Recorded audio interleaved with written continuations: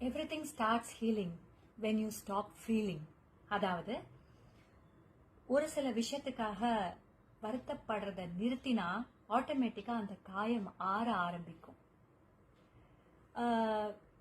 சில விஷயங்கள் மனசுல இருந்து அவ்வளோ சீக்கிரம் விலகாது, மறக்க முடியாது, அதோடைய ரணம் லேசில் ஆறாதுதான், நான் ஒத்துக்கிறேன்.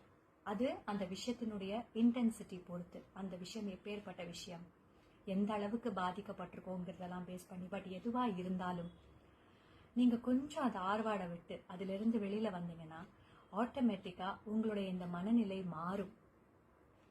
ஏன்னா என்னைக்குமே மாற்றம் ஒன்றே மாறுதலுக்கு உட்படாதது இல்லையா, மாறிக்கிட்டே தானே இருக்கும். ஸோ ஃபீல் பண்ணிக்கிட்டே இருந்தா அந்த ரணம் போகவே போகாது, சரியா?